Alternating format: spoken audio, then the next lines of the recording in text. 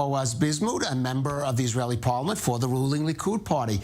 Boaz, hyperbole on both sides, as we could hear, but are you optimistic or not that these talks are going to reach some kind of compromise? I was born optimistic, so I'm intending to stay optimistic because this is how I am. But yet at the same time, on the contrary, when I heard the commentary of your journalist, and I also hear that the climate, inside, negotiations in the president are very different than the climate during the demonstrations themselves. Right. So I believe that, we see good intentions. Another thing that is promising, I hope, is the fact that among the opposition, those who come to negotiate on those, also in parliament, well, they're not exactly all the same, meaning you've got those who prefer, confrontation, and for them it's all political, and you've got those among who are against the judicial reform, those who would like to reach an understanding between us, and that's a good thing. Right. I don't expect you to stake out negotiating positions. That's decided. But compromise has to be made on both sides. It was done already. It was done already. Are there red lines that you see that the government has to, in terms of the selection of judges? That, for example, most controversially, should the ruling party in power have the final say on which judges are selected to the Supreme Court? First of all, it's ridiculous. We reached absurd. We saw right now your journalist, your envoy speaking about one of the demonstrators, came up dressed in a way that was not convenient or suitable, I would say, for such an event. The same on the other side, speaking about dictatorship is ridiculous, as if, we woke up Julius Caesar or Brezhnev from the grave, converted him to Judaism and told him you're going to be the next Prime Minister of Israel. Ridiculous. It's absurd. Yet, at the same time, I do understand that among the demonstrators that there are some who are worried, because, you're changing something that is important for them. But if you look and you said, you spoke about compromise. Before even negotiations, compromise was there already. Don't forget, we at the Likud party 2 weeks ago, we voted 35 versus 4 about compromise. Compromise, which means what? The two first judges in the Supreme Court will be chosen by us, the two. The third one with opposition. The fourth one with the judges themselves. So you tell me, how come this is a dictatorship? Especially when you look at a country like France, for example, that I know and I respect a lot. Constitutional court over there, 9 chosen, nine judges, 3 the president choose, 3 the president of the Senate, 3 the Assemblée Nationale, the Assembly Nationale, and the one that was chosen was an ex-Prime Minister, Laurent Fabius. So you see that it's all ridiculous. It's all about disinformation. Unfortunately, in this reform, what makes me really, really sad is the fact that our information, the way we inform the people, lost to the disinformation of the ones who are against the reform. Maybe you should have been in the studio earlier, Boaz. But I don't want to get into there are a lot of arguments against why you can't compare the Israeli judicial system to those abroad. And checks and balances that exist in other countries may not exist yet. But I don't want to get into that. But if the government should decide at a certain point it can't go beyond a red line,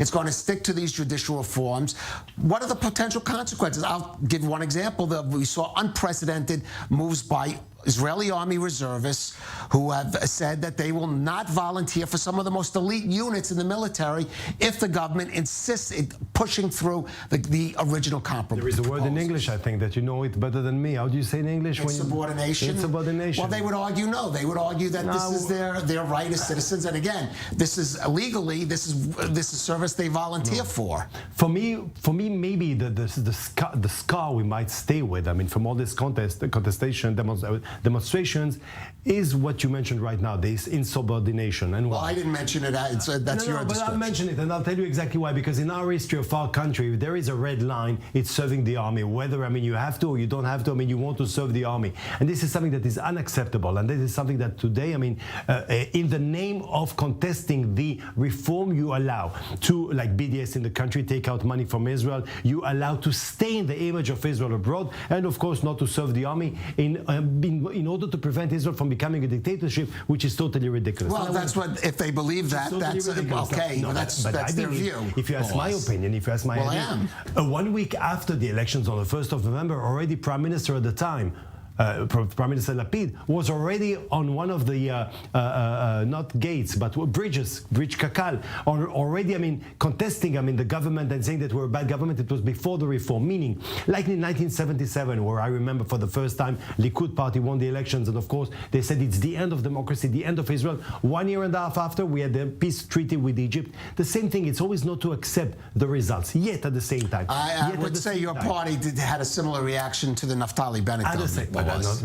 I mean, the same people who speak about end of democracy are the ones that applauded Naftali Bennett, who was prime minister with 6 mandates. You tell me, how is this democracy? So, I mean, we can argue, and you see, what is certain, what is sure, is, and this I think we shall, all of us, including those who watch television right now, whether they're right or left, whether they watch us from United States, Israel, or India, they will agree that having 5 elections in 3 years, this is something that is bad for the democracy, bad for a country. And the reason why we went into that craziness is the fact that you boycott a person. The person is Benjamin Netanyahu, that you don't want to sit with him, you refuse to accept it. Yes, because Still, I'm just going to say the reason that the parties gave was because he is currently under trial and they do not want to sit under an indicted prime minister. The same judges that you respect, Supreme High Court, 11 versus 0 said that he can. Yeah. So why do you boycott him if 11 Supreme High Court judges, those who you respect a lot, why don't you respect the decision? So you see the hypocrisy in Israel. It's all about politics, not accepting elections. Enough with all this dictatorship. Julius Caesar is in his grave. He's not in Jerusalem. I would. Yesh Shoftim in Jerusalem too. There are judges in Jerusalem. And I respect them, and check and balances are very, very, very important. Okay, I will say that. I would also say there is a difference between a legality of a situation and the ethics of a situation. But I would say differently also. There is also a climate in Israel. And I would say, I mean, on the contrary, if you've got 15 Supreme High Court, you would like them also to reflect the identity or the political identity of Israelis. And but what is important, once you nominate a judge in Israel, he's totally free in his actions, and you know it better than me. All right, Boaz Bismuth, Likud lawmaker, good to have you back in the studio.